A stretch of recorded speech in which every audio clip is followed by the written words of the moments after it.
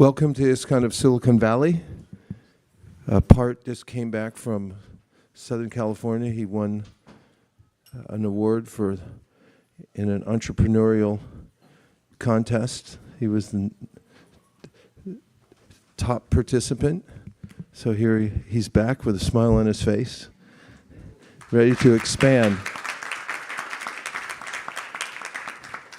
We're going to have to ask him for more and more service now. So he can't hide. This is kind of Silicon Valley is a group of those who are interested in advancing spiritually. And the basis of our movement is the teachings of Kṛṣṇa, who is known widely as the Supreme Personality of Godhead. And as the Supreme Personality of Godhead, he's the source of everything, of all energies, and that includes us. We're parts and parcels of Kṛṣṇa, as Kṛṣṇa mentions in the Bhagavad Gita.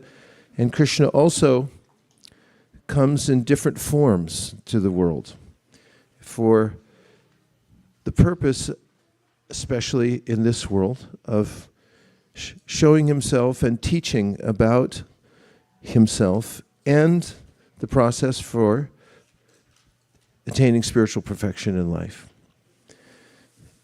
And when we have knowledge and we have a clear process that we can follow, as human beings, we can be very happily engaged. And that's the purpose of the International Society for Krishna Consciousness here in Silicon Valley and around the world. There are thousands of branches. And they all have this same purpose, to give everyone access to the knowledge and the practice, and that includes association with other people who are practicing what we call devotional service. And one of Krishna's avatars, an avatar incidentally means, it indicates that there are higher realms. There's the material world and the spiritual world. And the spiritual world's better by a long shot. And from the spiritual world, there are higher beings who come to the material world to give an inkling of how to ascend to the spiritual world. Something like this is in Plato when he talked about the cave dwellers. And he describes how there may be, he gives a scenario of people who have for their whole lives lived in a cave. And behind the cave, there's a fire burning, and then the people who live there are situated right in front of the fire, and their faces are turned towards the back wall of the cave. And there are shadows cast by the fire and the people and any other objects that are within the cave.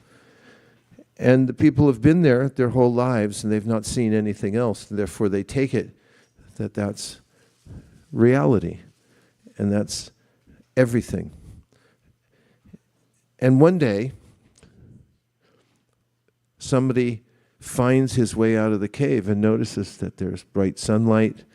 And when his eyes adjust to the world, he sees the variety of the verdant forests and fields and flowers, and sees other people and civilizations, and notices the dimensions that he's never seen before because he's only used to seeing shadows on the wall. And joyfully, after some time, he goes back in the cave to express to everybody that's there about an alternate world outside.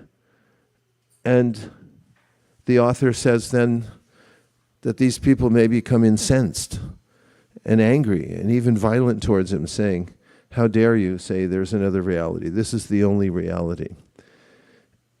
And that it might be a dangerous mission to even say that there's something outside the cave. People would take it as a kind of heresy. And he compares this to the spiritual journey of all living beings, and that there's a way in which we become accustomed to a conditional kind of life. We accept that we have to get old and we have to die and we have to get sick at intervals and so forth. But in the Bhagavad Gita, Krishna says that this is unnatural. No wonder we don't like it. And what's more, it's not obligatory for those who take to the path of spiritual life. In the Bhagavad Gita, Krishna says, Janma karma cha me divyam evam yo veti tattvata tyakva deham punarjanma naiti mameti sojuna. If one comes to know via the message that comes from the avatars that come from the spiritual world, just like the person who went out of the cave and came back in, and one accepts the message and then starts the process through which one can escape the cave, then that person doesn't have to be subjected to birth, death, old age, and disease, but can rather go back to the spiritual world.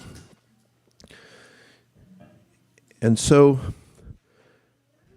Krishna's message comes very clearly through the Bhagavad Gita, and there are other literatures as well, which are the recorded histories of the avatars who come to the world and who teach about the process through which one can elevate him or herself to the spiritual world. And one might say, well, I'm not very intellectually inclined. Of course, none of you would say that because you all are. But there's a way in which even a person from a simple position who just hears others speak about the Bhagavad Gita and Srimad Bhagavatam will feel the spiritual flow that comes from these literatures. And then if anybody tries the process of what is called hearing and chanting, hearing the names of Krishna, hearing of the activities of Krishna or his avatars in the world, and then repeating them for other people to hear. For instance, if you did it in a family and you started a program where you would chant the names of God and then hear them and then also read something from Bhagavad Gita, you'll notice that the atmosphere in your home changes. And so the most recent avatar of Krishna, as is mentioned in the Srimad Bhagavatam and other literatures, is named Caitanya Mahāprabhu, Sri Krishna Caitanya. He came specifically to teach the process that he had already taught as Krishna in the Bhagavad Gita. At the end of the Bhagavad Gita, Krishna says to Arjuna and subsequently or simultaneously to all of us, just take this process and don't worry about anything else. But people still worried and they still took other processes and they weren't very, they weren't able to take it up for whatever reason. So Krishna decided to come again and show by example how to follow the process. And that's the role of Caitanya Mahāprabhu, or Sri Krishna Caitanya. Krishna, but he comes in a different mood. He comes as a devotee of himself and he teaches devotional service. So some of the tenets of the teachings of this most recent incarnation of Krishna, known as Sri Krishna Caitanya, were that he didn't give any restriction according to one's position in life. Whatever kind of body you have, he said it didn't matter.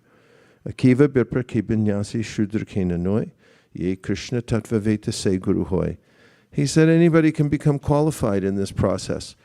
It was different from the zeitgeist at the time because there were, as usual, lots of restrictions about who could take it, when they could take it, how they might be involved. But Caitanya Mahāprabhu said, no, it's a process that everybody can take to. What's more, everyone can teach it. They only need to become educated in the process. His idea was that everybody should take it all over the world. should be a universal process that everyone can engage in and directly experience the pleasure of practicing spiritual life. As Krishna says in the Bhagavad Gita, pratyakshavagamam dharmyam, you should be able to experience this directly. You will experience it directly if you take to the process. And Caitanya Mahāprabhu wanted that everyone have that opportunity everywhere, all over the world. And he broke many social barriers at the time, elevating those who were otherwise outcasts in society. He would embrace because of their eagerness to practice what Krishna had taught in the Bhagavad Gita and what he himself was teaching at the time, which were the same tenets as Krishna had taught in the Bhagavad Gita. And a second aspect of the teachings of Caitanya Mahāprabhu was that he gave a simple process that everyone could follow. And he had received it, apparently from his spiritual master, although he's known as the spiritual master of everyone playing this role as a devotee. He also accepted a guru. And his guru instructed him that the only process for success in the present age is to chant the names of God. And so Sri Krishna Chaitanya stuck to that and taught the simple process wherever he went so people could take advantage of it. And he was very successful at it. He also requested that everybody help him. And he gave an analogy or metaphor that can be unlimitedly extended, and that was that of a gardener. And he said that to practice spiritual life, you have to be like a gardener. A gardener cultivates seeds, and when they grow, then it produces a flower and then fruits. Then you can enjoy the fruit. Just today, I picked some, what I thought were going to be limes, but apparently it's hard to tell the difference between a lime plant and a lemon plant, even from the person who sells it to you. And until it actually ripens, you can't tell what you have. I've been waiting for that plant to give limes for a long time, and then they started turning yellow, and I said, wait a minute. And sure enough, we tested them out today, and they were lemons.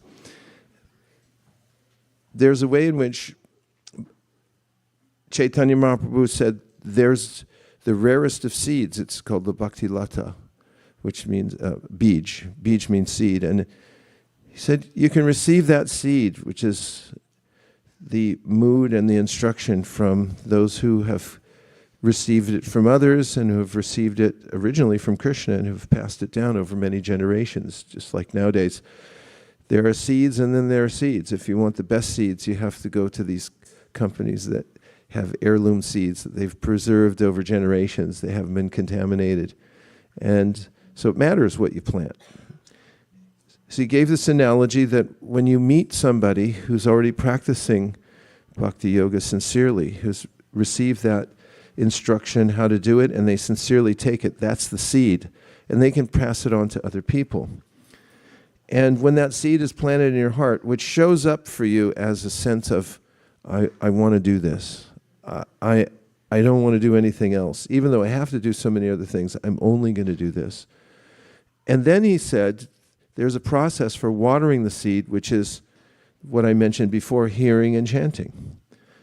Hearing means hearing the names of God and then repeating them. If you just do that, he said, you'll purify your heart and your mind, and you'll be able to see clearly who you are.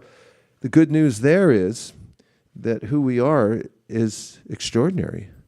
Oftentimes, people berate themselves and think, I'm not good enough. Have you ever had that thought come across your mind? Yeah, it comes across a lot when we identify with the material body, because the material body is never good enough. Clothes never fit perfectly. Your hair's not quite right ever, and when it is, then you notice it's starting to fall out already. Then one thing after another here in this world, we never feel quite satisfied because of the way we're identifying with the body. But as soon as we identify with the soul as a part and parcel of God, and we see our real nature, we naturally feel satisfied and nothing disturbs us. That's one of Krishna's messages in the Bhagavad Gita. Well, the process for purifying the heart so one can see oneself and see one's source, Krishna, who's a person, just like us, only he's omniscient, omnipotent, and what did I miss? Omniscient. I said omniscient. Omniscient, omnipotent, and omnipotent. As a friend of mine once, when I was staying in the ashram in Govardhan, before we were to take lunch, and you know that interim period when they ask you to come for lunch and you sit down and it's not there yet? Got to stay busy somehow. So he leaned over and he said, "You want to hear something nice?" And I said, "Yeah." And he said two things. One is that Krishna is all powerful, and the second is he's all merciful. He said, if he didn't have both of these, we'd be in trouble, because he is all powerful but not all merciful. He could be a monster. And if he was all merciful but not all powerful, then, well, I mean, what could he really do for us anyway? But he's both. And that's realization awakens within the heart of those who come directly in contact with Krishna. And Caitanya Mahāprabhu said, you can come directly in contact with Krishna wherever you are, at any time, at any place. There's no restriction, time, place, circumstance. You don't even have to be in a church. You can live in a field, or in a van, or in a palace. It doesn't matter. The direct process is available if you're sincere and you just repeat the names of God. If you say it prayerfully, then you'll have this immediate effect, because really the Srimad Bhagavatam, which is the quintessential teaching on devotional service, says we're built for prayer. That's what the human body is really built for. You know, we do a lot of other things in life, right? Like what? Data analysis. I mean, we're pretty good at that, but AI is probably better. And we do a little art, and we do cross-country running. Cross-country runners in here, anybody? No? Yes? You used to run cross-country? And then there's football. I'm not getting there yet. Cricket. Yay! And there's so many things you can do. And in the beginning of the Srimad Bhagavatam, Shukadeva Goswami says there's so many things you can listen to. And that was even before internet, television. You know, everyone can talk about everything. He said, but human body is really built for one thing, prayer. You're a little prayer station. It grows up, and then it's the human apparatus is built as a prayer station, and you're in there as the soul. And from this prayer station, you can just pray to God all day long if you want to, and then you'll feel happy. That's what Krishna says in the Bhagavad Gita. He says, think of me, bow down. That also feels good, right? You try it. You bow down to God, and then you naturally feel, why do it feel so good? Maybe I'll just stay down here. And some people do that. And then there's praying. And he said, if you pray, you're going to feel perfectly aligned, because when you do prayer. This morning I woke up and I was thinking of all the things I had to do and problems I had to solve, and how am I going to do this all? And then I just started praying, and I said, Krishna, there's a picture of Krishna on my wall, and I can see him as soon as I wake up. And Krishna, I think I need a little help. If you could empower me to deal with all the duties that I have to do today. And I immediately felt satisfied, because I just left it to Krishna. So Caitanya Mahāprabhu taught this simple process. It's very intuitive. It feels quite natural. There's simple parts to it. And he wanted everyone to be able to participate in it. And he also said, as gardeners, become a gardener yourself. Tend to your own garden. Grow the seed in your heart. Let it fructify. Kunji, is she here? Is she in class? Pass on the verse number of the verse you were saying in the car on the way here, and we'll read it. I promised I'd read it in the class. It relates to what we're saying. It's her new favorite verse. And so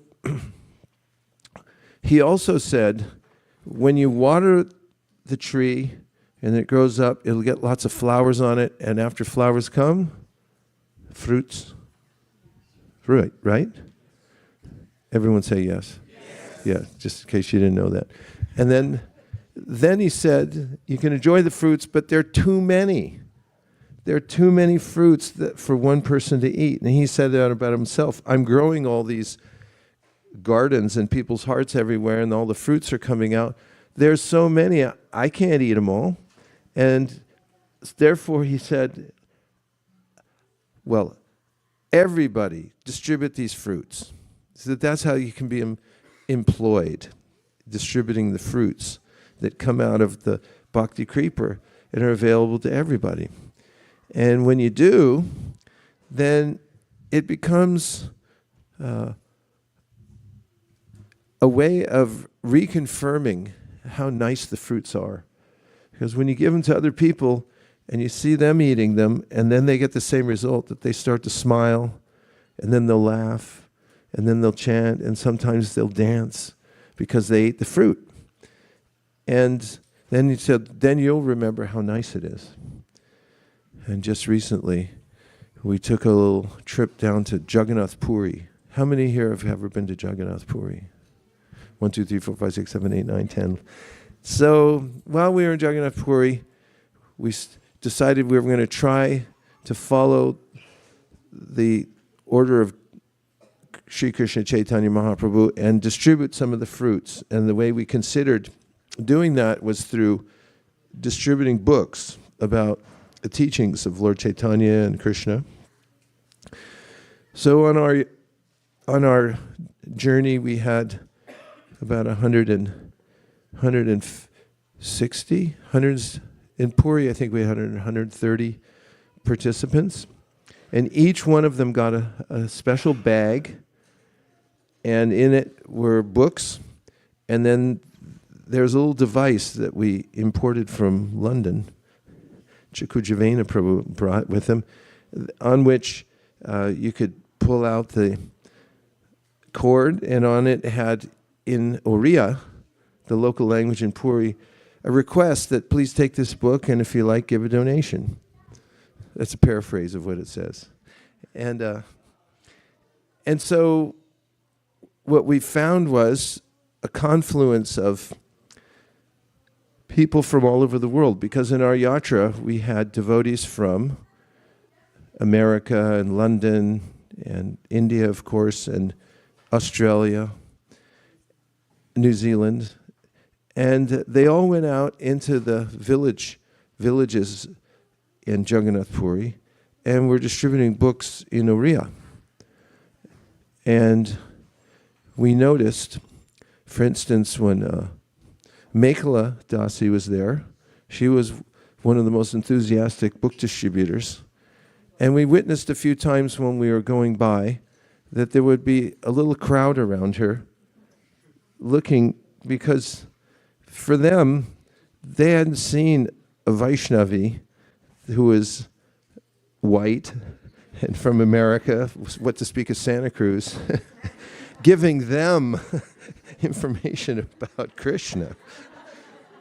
And she was describing to us that as she followed the simple process that we were using, we were giving people a lollipop, which is offered to the Lord, prasadam, and then a sticker of Lord Jagannath, and then the book in their language, these three things. And she would touch them to her head and then hand them over. And she said when she was doing that, she'd look up and she would see tears coming from their eyes. And they were so moved by the fact that the message of Lord Caitanya Mahāprabhu had gone all over the world, even to Santa Cruz, the home of the homeless vegan. And how unhoused vegan. Sorry, unhoused. And there's a way in which his heart's desire, Lord Chaitanya's, is fulfilled when he sees people going out here, there, and everywhere. And the way he says it, we don't make any discrimination. We go everywhere. We don't care, he said, patra na apatra nahi. We don't care what place it is. In fact, we also, in Jagannath Puri, we go to the filthiest place on earth. We've christened it the filthiest place on earth. It's the bus station that's there. Even though they tried to clean it before we got there, I don't know if that was intentional. It was, as I said, like putting lipstick on a pig. But the fact is that, no offense to pigs. When we met the people there, despite the filth that naturally comes from buses coming in and out, their hearts were melted by just seeing that we were chanting Hare Krishna and distributing prasadam and pictures of Jagannath and so forth. And this was the idea of Sri Krishna Caitanya. He said, become educated in the knowledge of Bhagavad Gita. Everyone's welcome, doesn't matter where you're from, what culture you're from. Just learn the science of Krishna consciousness. And then he said, chant Hare Krishna anywhere and everywhere and distribute it to people. You might even think of doing it somewhere like San Francisco, maybe even Dolores Park. You might just say, hey, let's go to Dolores Park and chant Hare Krishna and distribute books. Mightn't you? Somebody might say that, and you might do that. And then that whole area becomes naturally transcendentalized by that process. So there are 3 or 4 main books that describe perfectly and completely the process of devotional service as taught by Sri Krishna Caitanya. One of them is the Bhagavad Gita. That's a mainstay. And to improve your life drastically, the ancient teachers have said of bhakti, read Bhagavad Gita every day. Next is the Srimad Bhagavatam. And Srimad Bhagavatam sometimes says it takes up where the Bhagavad Gita leaves off. And then you get the Bhagavad Gita described in many different ways through nested stories and teachings of the great sages. And the Srimad Bhagavatam is called the Amala Purana. It has no faults in it. And if you hear from the Bhagavatam, you naturally start to develop love for God. And as you become aware of the fact that there is a spiritual world and there are eternal personalities in that spiritual world, and you're eager to be part of that, then there comes the Sri Chaitanya Charitamrita. That's this book here. And this is all about the life of Sri Krishna Chaitanya from his birth, which incidentally, his birthday is on Thursday. Yeah. And in fact, he was born, appeared in the world during a full lunar eclipse. And guess what's happening this Thursday? Full lunar eclipse. This is an amazing occurrence. The last time I think this happened that I remember was around 1975, the exact day. And we were all in Mayapur at that time with Prabhupada. And he told us to go stand in the Ganges and chant Hare Krishna. And that's Thursday. And the Sri Chaitanya Charitamrita includes all the teachings of Sri Krishna Chaitanya as he's giving them to very qualified students. For instance, he teaches Rupa Goswami, who's known to be the overarching highest level of teacher of our process of devotional service and the way we do it. And he was a student of Sri Krishna Chaitanya, and the very teachings he imbibed from Sri Krishna Chaitanya are there recounted.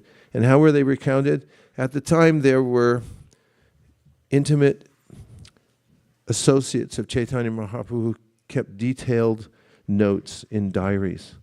And later they were reconstituted, and there was an author named Krishnadas Kaviraj Goswami, who was elderly at the time, but he was requested by all of the devotees who lived in the holy place of Vrindavan that please compile all this and tell the story of Sri Kṛṣṇa Caitanya Mahāprabhu. And he was a little reticent. Vrindavan Das Thakur had already written about it, but others said, yes, but there are certain parts that he didn't include. And so 500 years ago, this book was written in Bengali. And it's all now translated, and I was reading it on the way here and thinking, how did this happen? I'm riding in an electric car on a freeway in Silicon Valley. I'm reading an ancient Bengali script, 500 years old, from a telephone that you can carry anywhere with you. And it's not only translated, but it's digitized so you can just pull it out and read it. And I was thinking that this is the greatest the world has to offer, this ancient wisdom, and now it's available to us. Why waste time doing a lot of research on TikTok? Oh, sorry, that's gone. IG, see, I know stuff, IG, or Facebook, and all these other forums, unless there's something worth reading there, when you can go directly into the teachings that Sri Kṛṣṇa Caitanya gave to the highest-minded devotees in the world. And those who have read what is called the Sri Chaitanya Charitamrita notice that it is like a garland of the verses from Bhagavad Gita and Srimad Bhagavatam and other important scriptures like the Vishnu Purana and other very poetical works. But he strings them together in such a way that you can assimilate it all. That's the miracle of the book itself. And anyone who reads these three books becomes highly advanced in devotional service. They come to know the science of devotional service, but they also, their hearts become attached to the process of devotional service. And especially Sri Chaitanya Charitamrita, our great teachers called acharyas, and I'll give you two examples. Srila Bhaktisiddhanta Saraswati Thakur said, in a way of in spiritual enthusiasm, he said, while reading the Caitanya Charitamrita, if all the other books in the world happen to suddenly slide off into the ocean somehow, and the only book left over was this, there would be no loss, because it's all included in here. Everything that you need is there. And our founder, Acharya, was fully absorbed in reading the Sri Chaitanya Charitamrita, and very insistently, first of all, very enthusiastically and expediently, he translated it all and gave commentary to it. He only had a short window of time because he was already in his 80s and he wasn't in good health. So he was trying to complete as many books as possible before he would have to leave his body. And it's a little reminiscent of the author of this book, who mentions inside here, he said, I can barely keep my eyes open because when you get old, sometimes your eyes start sagging and it's like hard to hold them open. And my hands are shaking. I can barely walk. And he said, it's a miracle that somehow or other I'm able to keep writing this book. And so our founder Acharya had relished reading this book so much he wanted the whole world to have it. And he expedited the printing of it in such a way that there's a short story about how that all happened that I won't go into right now, except to say that with the printing technology they had at the time in 1975, the Bhaktivedanta Book Trust, who was responsible for printing these books, whenever Prabhupada finished their manuscripts and they had been properly edited and typeset, and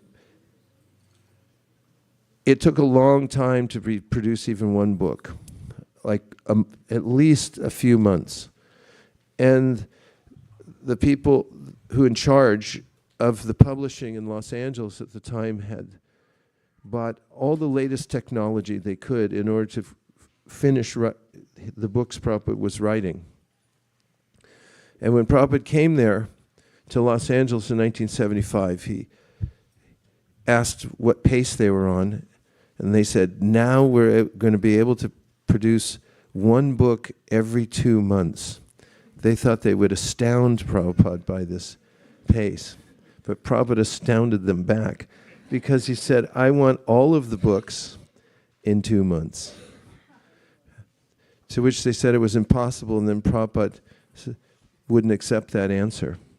And they rose to the occasion, and they did produce it all within 2 months, which that's the part I won't go into about how a marathon ensued in Los Angeles where people would sit in front of the canvas painting the pictures for this until they fell asleep, then someone else would take the brush before it hit the ground. And people flew in from all over the world to do the laundry for all the people who were just working on this, and so forth.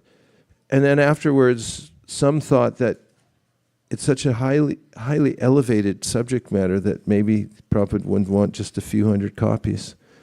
But he had tens of thousands, hundreds of thousands of copies of this book, Caitanya Charitamrita, printed so much that the train system got choked up because they had to carry so many books. And they got shipped all over the world, and now they're translated into several languages. It is around this time in the world that we start to emphasize the importance of the Sri Caitanya Charitamrita because it can be overlooked. One can take some time to read the Bhagavad Gita, and then, of course, the Srimad Bhagavatam. It can take you several years to go through it if you go at a medium pace, right? And then someone might think, well, someday I might read the Sri Caitanya Charitamrita. And one might think, how's it possible to read all these books? And there is a way I've conceived of that it could be possible. Should I say what it is? Yes. Well, if you put the same energy into reading the books that Prabhupada put into writing them, then you can read them all. Because Prabhupada cut out some of the essentials in life, like sleeping, in order to write the books. And he chipped away at it. He said once, how is it possible that I've written so many books, even though he was traveling all the time, around the world 14 times, and stopping here and there in all the centers, and what to speak of managing a mission. He said, drops a day wear the stone away, and every day I write something on this. So if you emulate that and you say, every day I'll read something from these books, and even if you're traveling, take one with you. Put a, where's the biggest book? Could I have the Adi Leela? Biggest one you can find. It's Adi Leela Volume 1. Next time you get on a flight, don't take it electronically. Take this book with you on your flight. Look at this.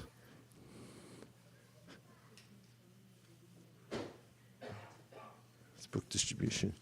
Yeah, carry that with you when you take your next flight. And just, when everybody else opens up a movie, you open this up. And they'll get envious. They'll go, why do you get such a big book? Because living entities want knowledge, and if they see you with a bigger book, especially a golden one like this, with transcendental pictures on it, and they'll think, his movies are boring. It's the same thing over and over again. So if you want to break out of the formulaic way in which people live their lives, it's worse than boring. It's it's suicide, says the Sri Upanishad. This way in which we kill our soul by not feeding it exactly what it needs. So what we need is to hear of the beauty of relationships when they're oriented around pure service to God. And when you hear that, then you feel satisfied. So I recommend the book, Sri Caitanya Charitamrita, and I also recommend that when you have the pleasure of being invited to a bar mitzvah. Do you even know what that is? To a wedding. You know what that is? A funeral, a birthday party. Give the Sri Caitanya Charitamrita.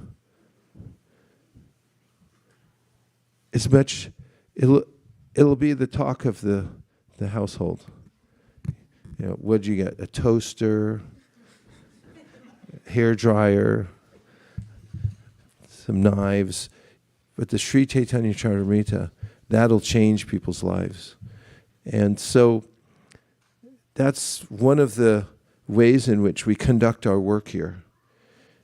Somebody asked me the other day about whether or not, as spiritual practitioners, we should enter into the arena of chat that goes on around the world about political events. And I said, we already do.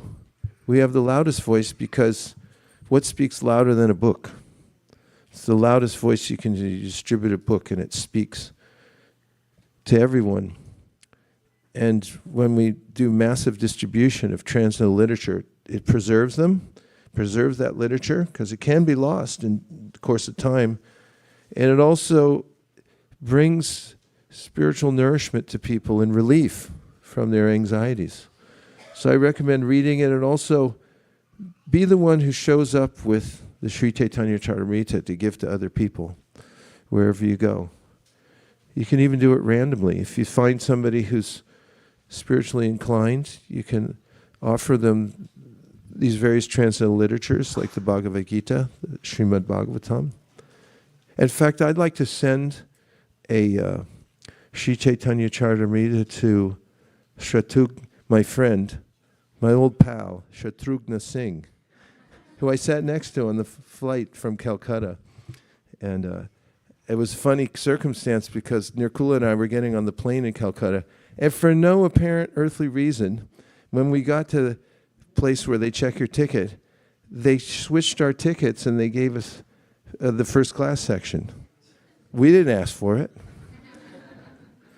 They just switched us out. And the next thing I know, we're sitting next to Shatrughna Singh, and he accepted the Bhagavad Gita, and he told us, he said, I had the great honor of meeting A.C. Bhaktivedanta Swami Prabhupada for 1 hour, and I listened to him speak.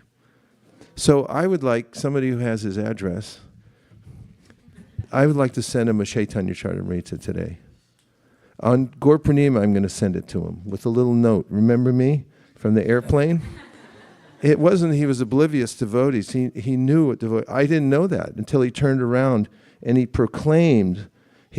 After I gave him the Bhagavad Gita, we got off the plane and took a picture with him, photographic evidence, not making this up.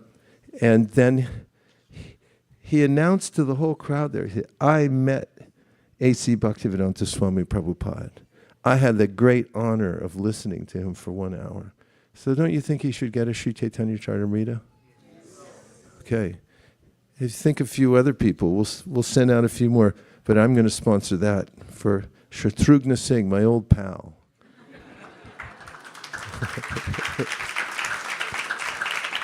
So Bhaktivinoda Thakur did that. He made friends with Thoreau and Emerson, Ralph Waldo Emerson, and he sent books to libraries like different universities and things like that. So take this year to 2025, figure out what your overall income is, and then make a pie chart, and then out of that, take a portion of it for distributing Sri Caitanya Charitamrita to people around the globe that you think should have that in their home. And you don't know how they're going to react. But one thing's for sure, a book is impossible to deny. Have you ever had anybody hand you a book and you really don't want to read it, but you just can't get rid of it? And you'll end up with it 10 years later and think, well, it's a book. I can't get rid of it. So with the transcendental literature, they stick in people's homes, they go to institutions, they go around the world, and they affect people very deeply. And especially the loving exchange of saying, yeah, here's something beautiful for you. I think it's a good idea. And I'd like to, from this little center here in ISKCON of Silicon Valley, I'd like to stun the whole world by profusely distributing Sri Caitanya Charitamrita to people all over the world. What do you think?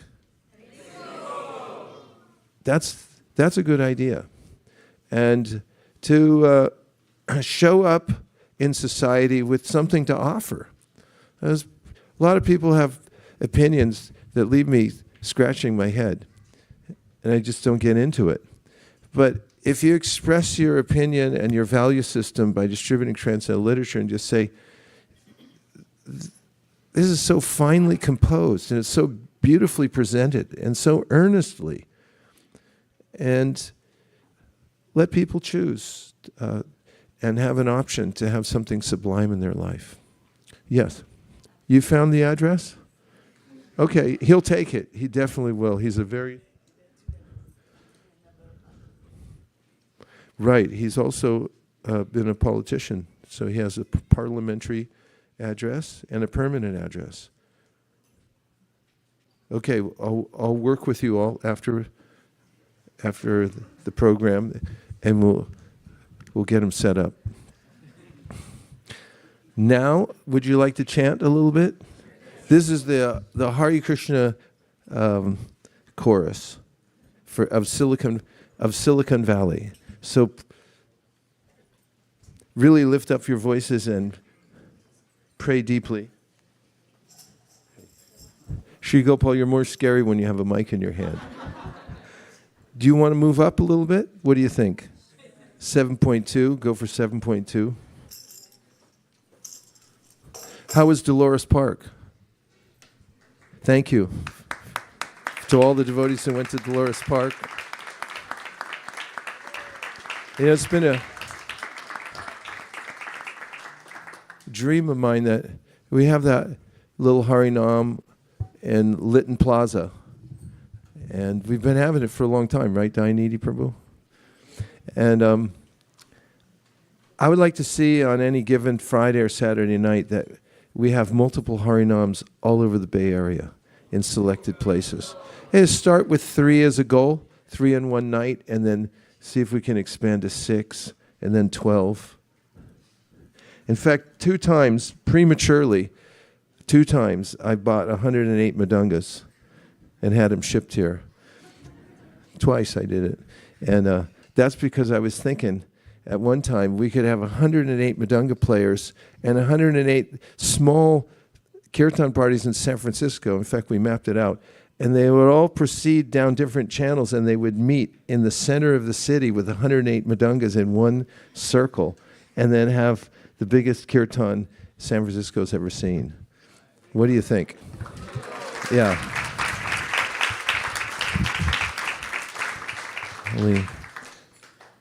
I think we could start with 3 Harinams in one night in strategic places around the world. What do you think? Let's ask Park. He's our business manager from now on. He likes it. Park likes it. Okay. Let's chant together. It's so nice. Now may we please have that verse back from the Caitanya Charitamrita.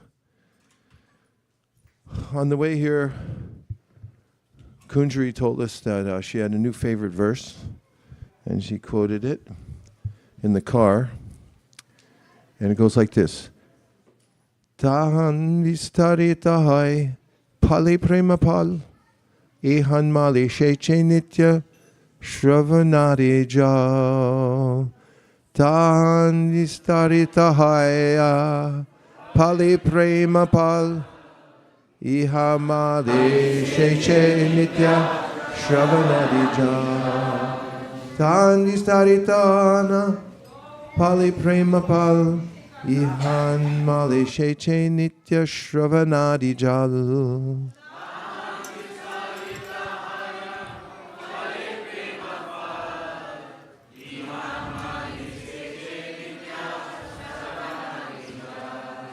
Tahan vistaritaya pale prema pal, ihan male sheche nitya shravanadi jal.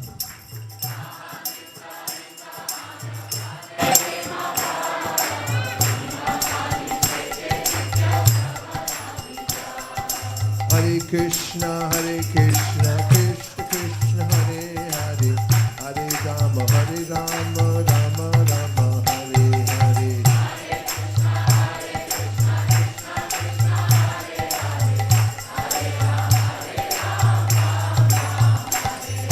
Tanvistaritaya pale prema pal.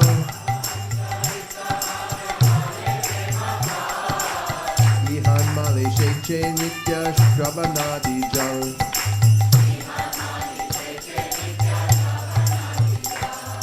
Hare Krishna, Krishna Krishna, Hare Hare, Hare Rama, Rama Rama, Hare Hare.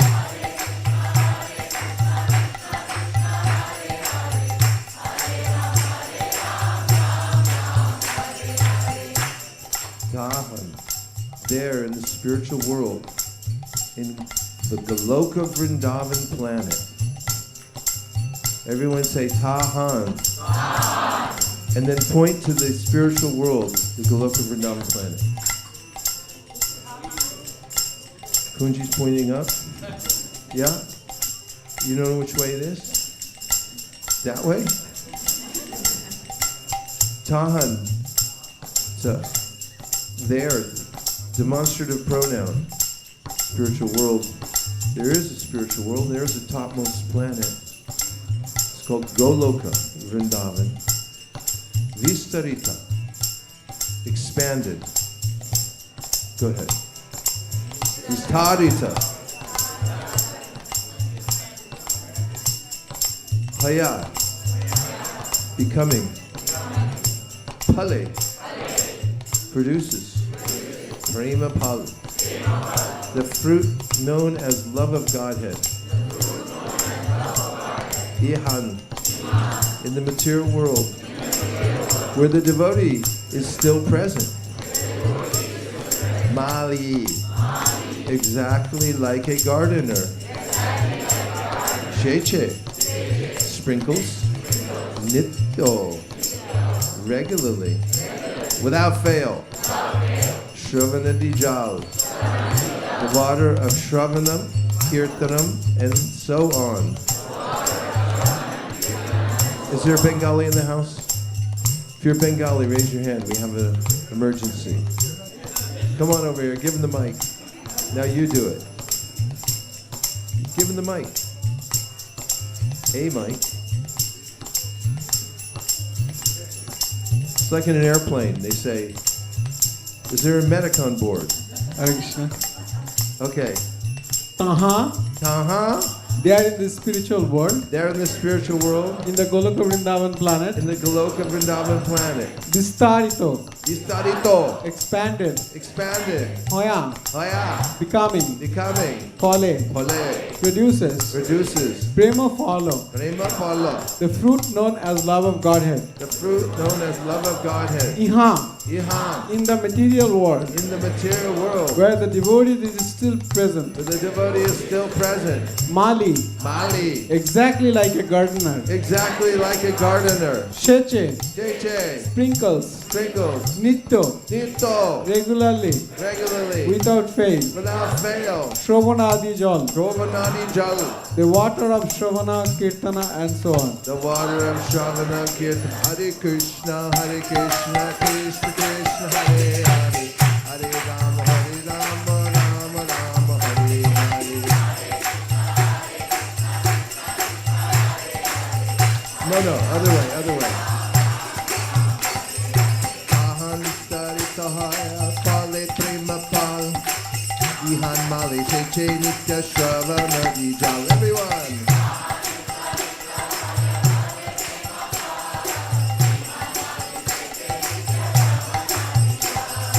Hare Krishna, Krishna Krishna, Hare Hare. Hare Rama, Rama Rama, Hare Hare. Translation.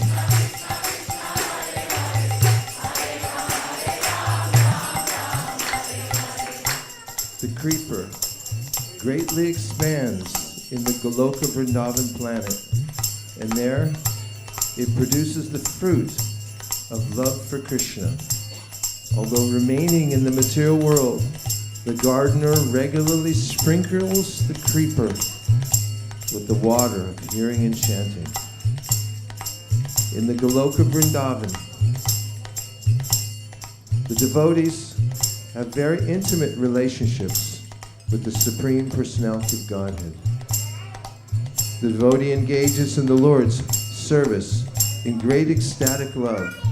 Such love was exhibited personally by Sri Caitanya Mahāprabhu in his teachings to the people of the material world.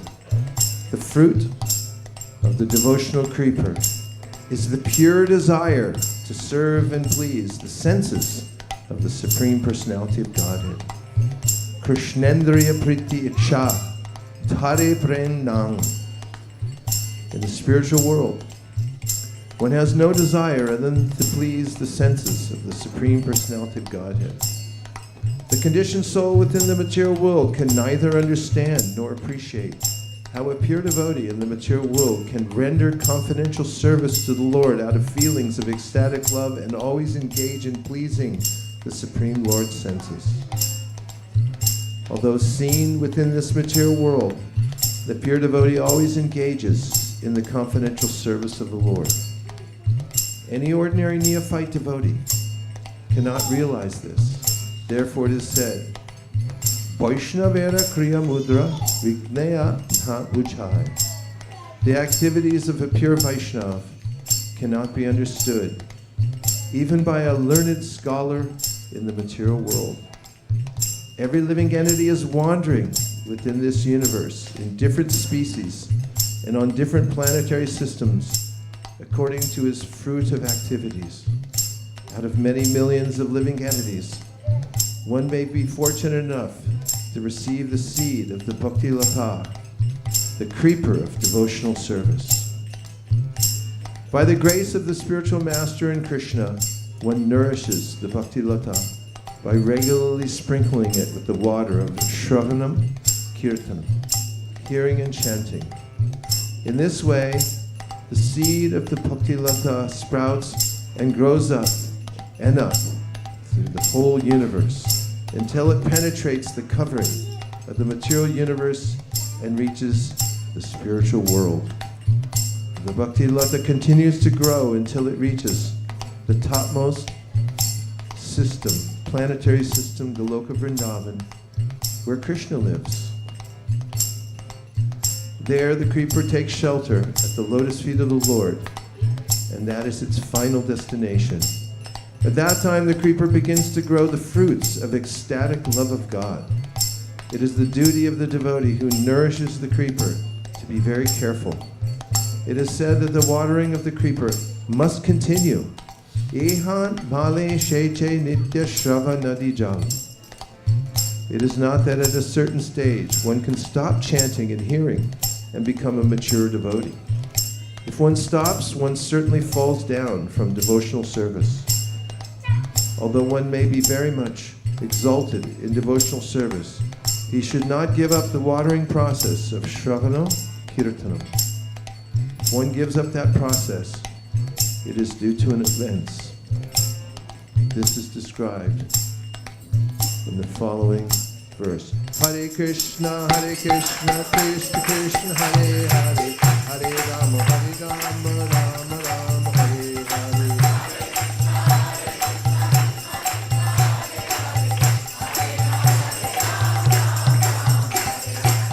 The names of Krishna are none different than Krishna himself, and they're very beautiful. And you imagine a jewel of a string of invaluable jewels, and you look at each one.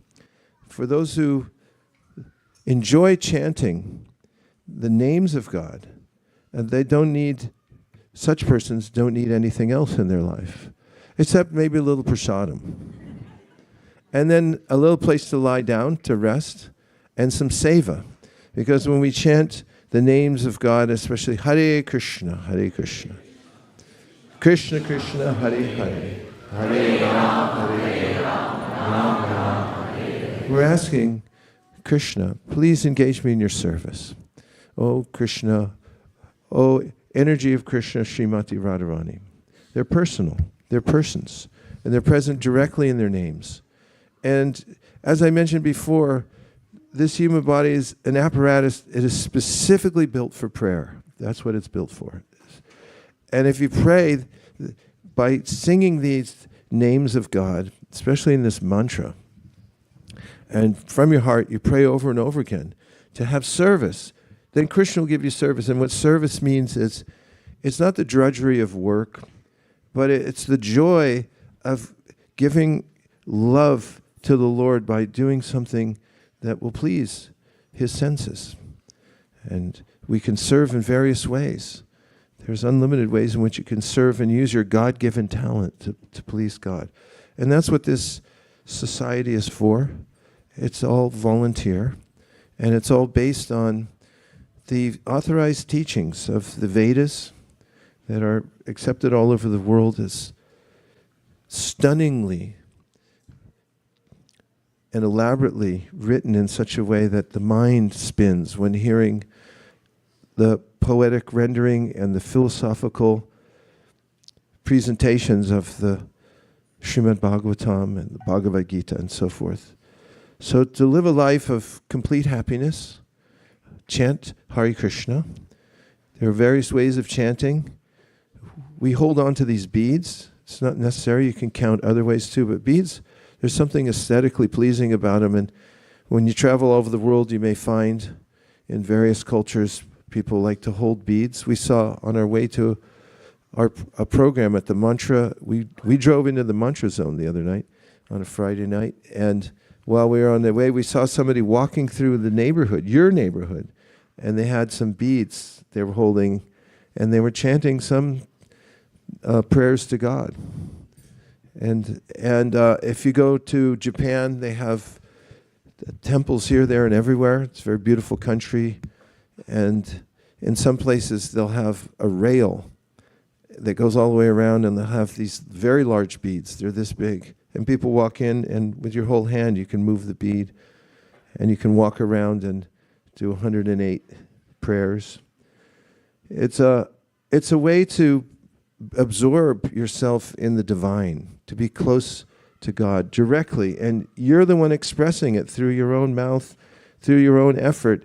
And then you feel reciprocation. And if you feel reciprocation from God, then you'll feel happy. And otherwise, there's no other way to be happy in the world. It's not possible because we're 100% incompatible with the world. Does that make you feel better?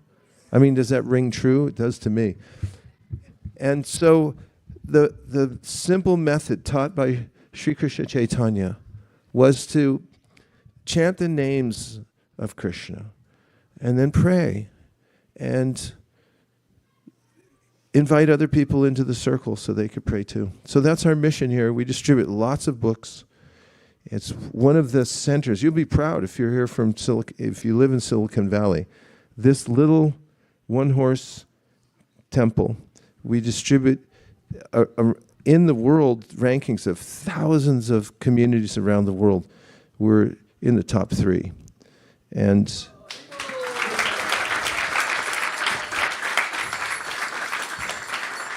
we're going to need the rest of you for a little push to get into the top 1, into number 1 spot.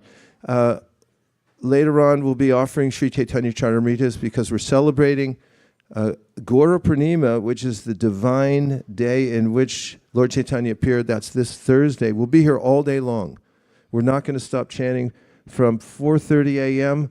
until probably everyone will run out when the eclipse starts, but that's not until 9 o'clock or something like that. We'll be here all day long, hearing, chanting, remembering, praying, and you can join in that and feel what's like a total immersion. And then also, if you have a friend, a family member, a favorite movie star that you want to get a Caitanya Charitamrita, do something out of the ordinary.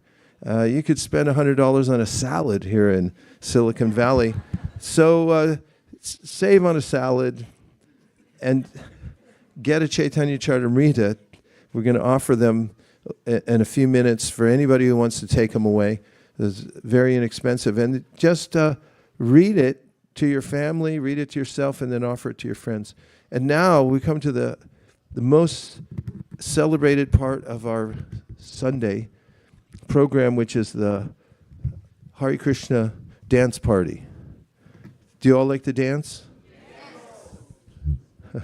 So we got this temple. We were driving around looking. We said, where's the floor? We want the floor. When we found this floor, this is the original floor. This is a very rare kind of wood. It has enough spring in it so you can dance to your heart's content, and it feels very nice on your feet. And you can express your love to God through your dance. And so when the music and the rhythm starts and the mantra starts, remember these are God's names, and put your arms up if you feel like it, sway, or in your heart, you can stand there and just offer prayer to God and feel fully at home here, because this is the main purpose of this hall, is to pray to God.